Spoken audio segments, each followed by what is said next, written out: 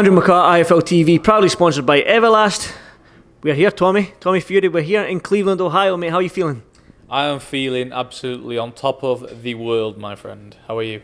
I'm doing very well. Like I said, we're here in Cleveland. We're actually in your lovely house that you've rented out. You've got the big, massive Escalade, I think, outside as well, man. You're living the American dream. Yep. No, I thought, listen, we've got to come to the USA. We've got to do it right. And it's another, thing of watching Tyson do it. I've seen Tyson come over here. You get your own house. You have your whole team sleeping underneath the same roof. We cook together, we eat together, we sleep together, we use the same car, it's a team effort, and I just felt like it was better than staying in a hotel. We can cook all our own meals here and everything like that, so it's just all works out better for us. Let's go to the fight itself then. I mean, we spoke a little bit off camera, our thoughts on Anthony Taylor and stuff like that. I mean, it's the fight you need for your American debut in terms of you're fighting a guy who's game. People might think, 0-1 in the boxing world, but he's an MMA fighter, so he's a fighter. He knows how to... He's got the will to win. I know he's been to the UK a couple of times for MMA fights and beat the UK guys every time he's come to the UK. So, what do you know about Anthony Taylor then? I don't know about anything about him, to be fair. Don't want to know anything. I know my guy Kay Musa that was sparring back in the UK. His good friend Jamie Gallagher fought him, and he said that his striking was honestly terrible. That's all I've literally heard on this guy. I've not researched him. I don't want to research him because it doesn't matter what he does. It's not about what Anthony Taylor does on Sunday. It's about what Tommy Fury does and how Tommy Fury looks. And that's all I'm concentrating on at the minute. My performance, he can come in whichever way, form, shape he wants to. The outcome's still going to be the same, so it doesn't really matter. Before we talk about Sunday, because I do want to talk about your thoughts on the fight itself, I want to go to the press conference today. Now, when I got here, I was amped. I was like, yes, Tommy Fury in the same room as Jake Paul and Anthony Taylor, man. These two guys have been talking smash. They've said some nasty things and horrible things that maybe shouldn't be said to Molly and stuff like that, and to yourself. So I was expecting fireworks, but it looked like they never really came at you with the same energy they did on social media. Why do you think that is? Because both of them have got a pair of balls between them. Not one pair, because I said this all the way from the UK. I said, keep talking the talk when I'm on the other side of the pond. I'm a long way away from you guys at the minute, but when I'm there, I'm in front of your face, we're sat at the same table, you're going to have nothing to say. And you've seen that today. You've seen it. Where was all the loudmouth, where was all the pushing and shoving and wanting to fight today?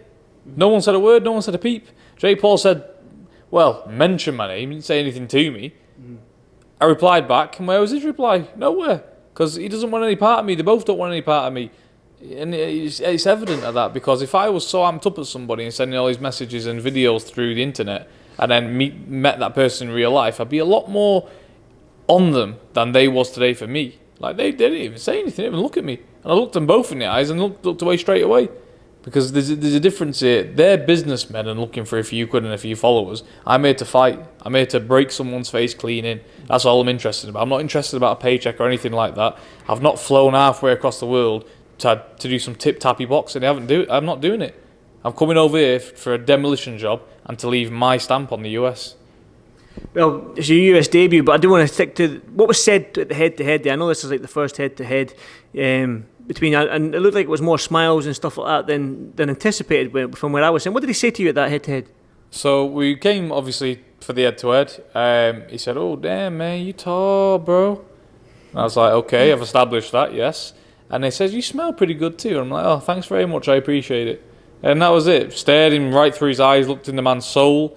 And that was it. I ain't budging. None of you want to look away. No, I stepped right on top of him as well. Put my hands behind my back, straight on top of him.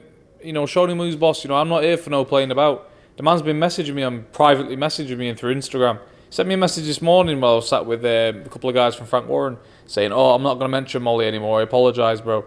All that sort of shit, and privately messaging me. This man's a fool.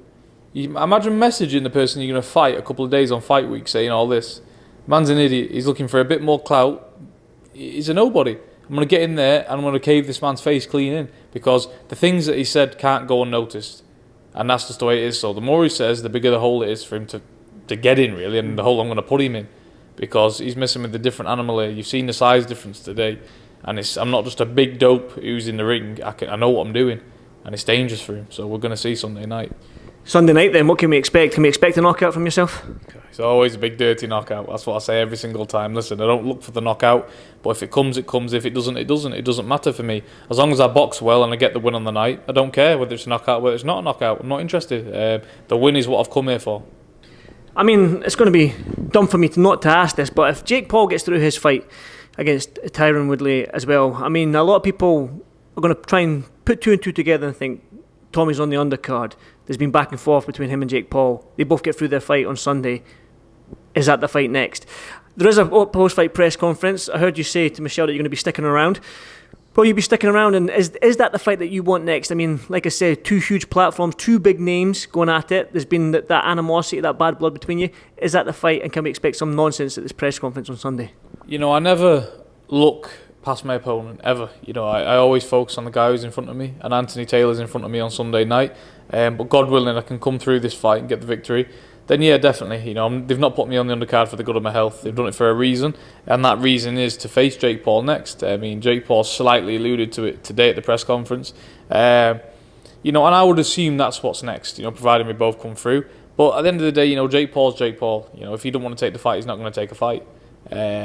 So we just got to see. You know, both come through, and then see what it is. I mean, I'll be there. I'll be in his grill anyway because, you know, that's it. I feel like that's the only fight to make for him. You know, he can't keep fighting MMA people all the rest of his life. If he wants to fight MMA guys, go and be a mixed martial artist and get in the UFC. If you want to be a boxer, fight boxers. Don't keep fighting MMA people. And I just think it's only right for him to fight me as an up and coming boxer in himself, to prove himself, to see if he's got the balls and the heart for this. It's a massive mega fight. It's not like he's fighting a nobody. It'd be a huge draw. It would generate a lot of money, because I know that's primarily what Jake Paul's asked about. So we don't need to worry on that, Paul. All he needs to do is find his balls, win on Sunday, and we can make the fight. I mean, you mentioned your brother Tyson's been in here. He's done his American dream. We've seen him at Vegas, 3-4 times now. Do you know what I mean? We've seen him thing like Jake Paul. This could be your own headline in Vegas as well. Do you know what I mean? I know, like, the younger brother Tyson Fury get this a lot. I mean, you're probably going to look at me right now and be, oh, Andrew, you really going down this? But I am. But you have had that sort of Tommy Fury, Tyson's younger brother, the brother of the heavyweight world champion of the world. But Jake Paul fight in Las Vegas could be your own little headline in the mecca of boxing, can't it? Yeah, definitely. I think it would be, because it's a different audience. It's a different, audience what we're looking at right here. You know, it's not the casual boxing fans that would tune in to see Wilder and Tyson all around the world. You got little kids watching this. You know, teenagers, people that wouldn't watch Tyson and Wilder would watch Jake Paul because he's a YouTuber, he's a blogger. So it's a different audience. So yeah, it would definitely have its own stamp on things. But like I said before, when your brother's a heavyweight champion of the world and one of the greatest fighters to ever do it, of course you're always going to be in that shadow while you're boxing yourself. And like I said before, it's an amazing shadow to be in. I'm blessed to have him there. I'm blessed to have him there. If I need anything, just he's a phone call away. He can walk me through things. You know, it's an absolute privilege to have him there. So it's never a negative. It's always positive. And yeah, we just roll with it. I mean, it is what it is, isn't it? You mentioned he's on the end of the phone call. What kind of advice has he gave you about fighting in America and stuff like that? I mean, the press conferences are different in the UK, as you've seen. There's different things that they do here, man. What kind of advice has he said about fighting in America? Just take it with a pinch of salt. You know, that's what this game is. It's a boxing match at the end of the day. You know, it's two men. They get in the ring and they fight, and that's it. You know, the sun's going to rise in the morning. After anything, when it's all said and done, the sun will come up in the morning. So what's the point in worrying about something you're going to do anyway? I'm thoroughly looking forward to this fight. I can't wait to get in the ring now. It just feels like every day is going so slow. I want it to go so fast and show everybody why I'm here and I'm the real deal. Jorge Capetillo, he's getting picked up. He's coming for some dinner. Yeah. I seen him doing some pads with you yesterday and stuff like that. I know he's worked with Tyson a lot in Vegas and stuff like that. What's it like doing some work with Jorge? Yeah, Jorge's a world-class trainer in his own right. I'm so lucky and privileged to have him helping out me. He's going to be my head trainer on Saturday. I'm thankfully that he's here because it relaxes me a little bit. I'm in great hands. He's been on the big stage before. He knows what it's all about. He's coming over now. We're going to do some pad work in the back garden maybe, or in the house, wherever it may be. Then we're going to have a little bit of food together and just chill out. That's what all this week is, just chilling out, keeping the body loose, going over some certain game plans, and that is it. But yeah, so lucky to have Jorge. He's an amazing guy. I want to just a couple more questions, because I know you're probably sick and tired of these interviews and cameras in your face, but when I look at the rankings and stuff like that, like heavyweight rankings for yourself in the UK, I mean, right now, that light heavyweight division in the UK is probably the best in terms of Buatsi, Yard, Lyndon Arthur, do you know what I mean, Callum Johnson. Yourself, if you keep winning, you're going to be in that mix. Jose Alberto probably fight Hosea. But do you know what I mean? What a division to be in. I mean, when you look at that division beyond this Anthony Taylor fight and obviously fighting Jake Paul next, hopefully, or whenever, you must be licking your lips and being, I can't wait to be up there. Yeah, definitely. Of course, you know, you always see yourself in the mix, you know, especially the British mix, 'cause it is exciting. You've got a lot of quality fighters there, you know, a lot of great fights to be made.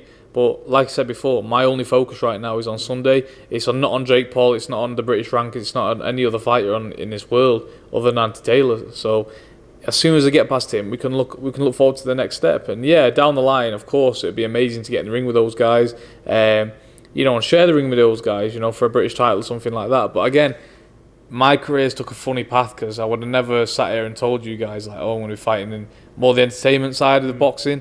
You know, Jake Paul's undercard, it's not really, you know, we've kind of moved away from them traditional belts and titles, and gone on a different path. But yeah, 100%, like I said to Michelle, the goal is always the same, to be a world champion. I see myself on a long road, I'm filling up the car, and I'm going to get back on that road and go and achieve my dream, which is being a world champion. But right now, you know, it's just the modern world that we live in. You know, we're going to have fun with this. We're going to roll with it.